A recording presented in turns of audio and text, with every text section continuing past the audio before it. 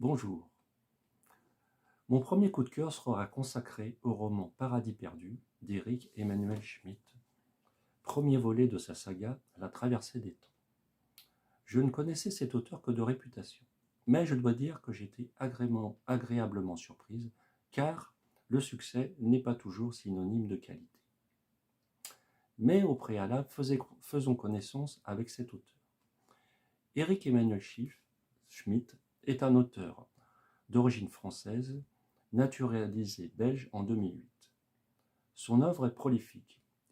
Il aborde différents genres littéraires, le théâtre, la nouvelle, le roman, le récit et l'essai.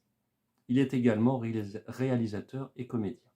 Enfin, il s'affirme comme un mélomane averti. En effet, il a traduit 2 opéras de Mozart, Don Giovanni et Les Noces de Figaro.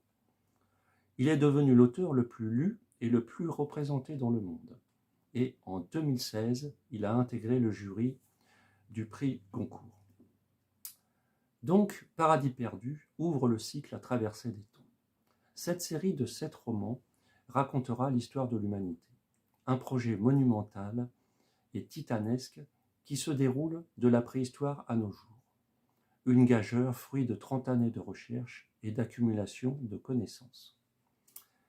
Éric Emmanuel Schmitt situe l'action de son roman Paradis perdu il y a 8000 ans. Nous faisons la connaissance de Noam, né dans un village lacustre et qui affronte les drames de son clan. Noam fait la connaissance d'une femme fascinante et sensuelle, Noura. L'auteur se révèle par petites touches le destin hors norme de cet homme qui a la faculté de traverser les époques. On devine dès le premier roman qu'il sera le héros récurrent de cette saga au long cours. Éric Emmanuel Schmitt se révèle comme un conteur hors pair et passionnant.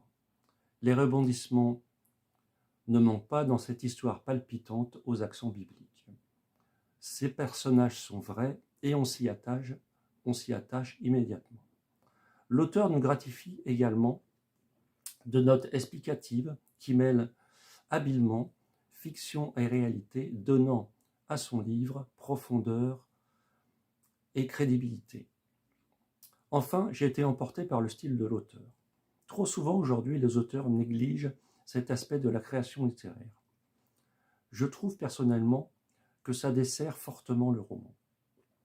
Éric Emmanuel Schmitt évite cet écueil, son style est enlevé, moderne, soigné, savant, sans lourdeur, et il sert avec brio son œuvre.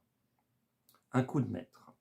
Je vous conseille chaleureusement ce livre, qui, je le pense, peut être mis au firmament des œuvres importantes de notre époque.